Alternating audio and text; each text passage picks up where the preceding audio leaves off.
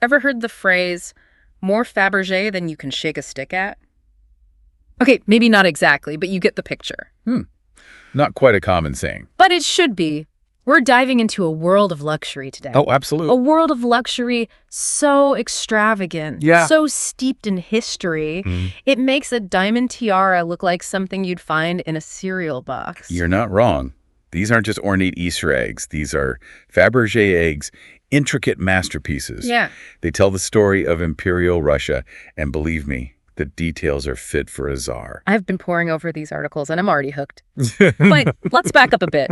What's the deal with these eggs? Why are they practically synonymous with ultra-luxury? Well, imagine 19th century Russia, where Easter wasn't just a holiday, it was the holiday, celebrated with unimaginable opulence.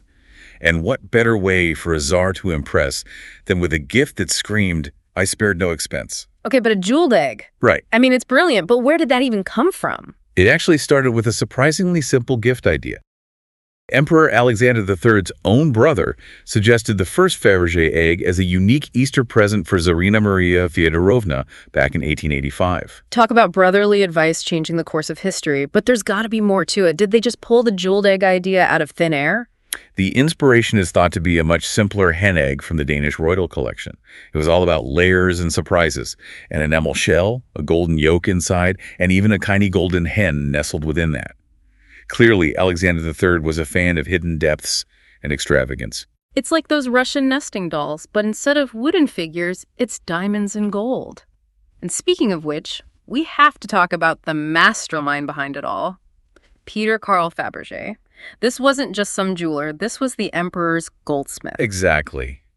Alexander III was so blown away by that first egg that he granted Fabergé complete creative freedom for all future creations. He even made him goldsmith by special appointment to the imperial crown. Talk about the ultimate endorsement.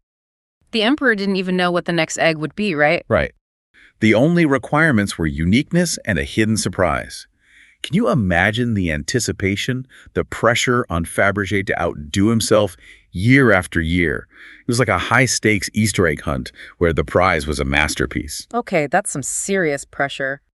These were incredibly personal gifts exchanged between Alexander III and Maria Feodorovna. Later, Nicholas II continued the tradition with both his mother and his wife. Over several decades, only 50 imperial Fabergé eggs were created, making each one a priceless piece of history. Speaking of history, this wasn't all just lavish celebrations and diamond-encrusted surprises, was it? Didn't world events throw a wrench into things? Sadly, yes. The Russo-Japanese War cast a shadow even on this world of opulence. The tradition of gifting these extravagant eggs was actually put on hold for a couple of years during the conflict. A sobering reminder that even in a world of unimaginable luxury, political realities have a way of intruding. A stark reminder that these eggs were being crafted against a backdrop of real-world drama. But let's get back to those hidden surprises, the heart of what makes these eggs so legendary. I'm dying to know what kind of treasures were tucked away inside. Imagine this tiny working clocks, miniature portraits so detailed you'd need a magnifying glass to fully appreciate them. There was even a miniature replica of the Trans-Siberian Railway nestled inside its own egg. Each surprise was a testament to Fabergé's ingenuity and the skill of his workshop. They were pushing the boundaries of what was considered possible in miniature art and mechanics. It makes you think about those artisans toiling away for years, perfecting every tiny detail. Talk about dedication. One of the eggs I read about, the Peacock egg, sounded particularly incredible. So imagine a rock crystal egg, so clear you could see the surprise inside. Perched on a golden branch is a mechanical peacock.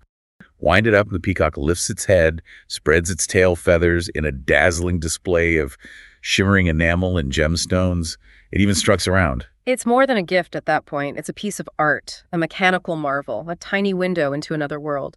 You mentioned Fabergé had other clients besides the royal family. What about those Kelch eggs? They were commissioned by, let me guess, a Russian oil tycoon. Not oil, but close. Alexander Kelch was a Siberian gold mine industrialist who, like the czars, had a penchant for the extraordinary. He commissioned Fabergé to create a series of eggs as gifts for his wife. So even back then, Fabergé was the go-to for extravagant, personalized gifts.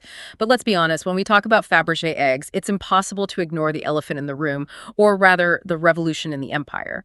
How did that upheaval impact these symbols of Tsarist Russia? The Russian Revolution was a tumultuous time for the Fabergé legacy. Imagine the chaos. The Romanov dynasty crumbles. The Fabergé workshops are nationalized by the Bolsheviks, a group of revolutionaries who aim to reshape Russian society. The Fabergé family themselves, facing an uncertain future, are forced to flee Russia. Talk about a dramatic plot twist. Poor Peter Carl Fabergé, seeing his life's work, his close ties to the Tsars, all swept away in the tide of history. He tragically died in Switzerland in 1920, heartbroken by the loss of his homeland and the upheaval of his life's work.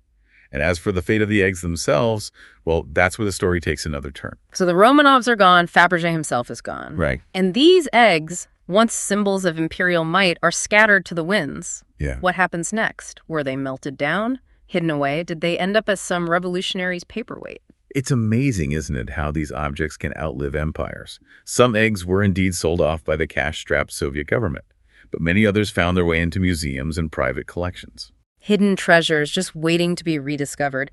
It's like the art world's version of those buried pirate stories. Except instead of doubloons, it's diamond-encrusted eggs. You could say that. Over time, the eggs reemerged, each with its own tale to tell. Some were snapped up by prominent collectors like Malcolm Forbes. And then there's Armand Hammer, the American industrialist.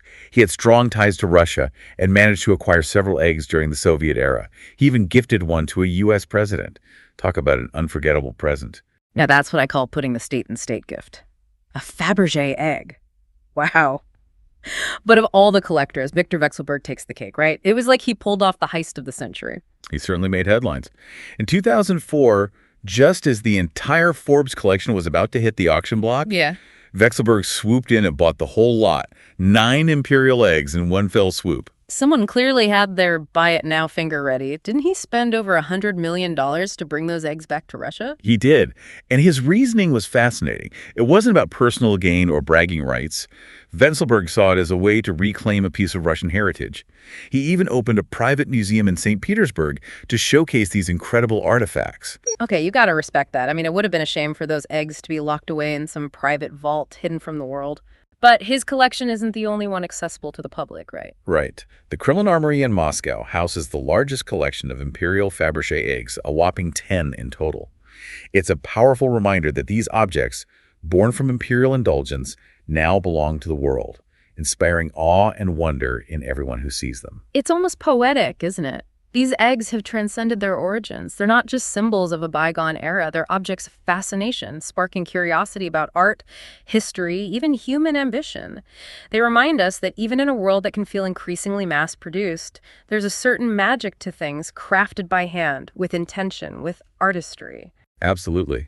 And speaking of artistry, we can't forget the sheer skill that went into creating these masterpieces.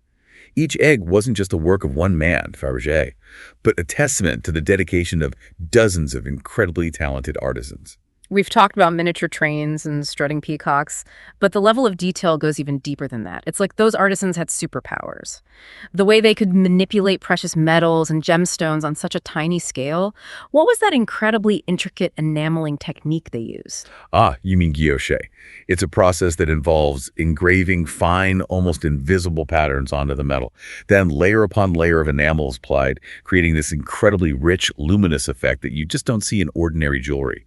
Requires incredible precision and a steady hand. It's like each egg was a tiny canvas, and these artisans were masters of a miniature universe. It blows my mind thinking about the pressure they must have faced. These weren't just trinkets, these were gifts fit for czars. Well, let's just say there were probably easier gigs in Imperial Russia. You're right. It speaks volumes about the dedication and skill within those workshops. It wasn't just about luxury. It was about pushing the boundaries of artistry and craftsmanship. And that's what I hope our listeners take away from this deep dive. Yes, Fabergé eggs are stunning, luxurious, and steeped in history. But at their heart, they're a testament to human ingenuity, the ability to create something extraordinary, something that continues to captivate us over a century later. Well said. And for our listeners, I hope this sparks your curiosity to explore further. Maybe you'll delve into the craftsmanship behind a specific egg, the lives of the artisans who brought them to life, or the tumultuous historical backdrop against which these dazzling creations were born.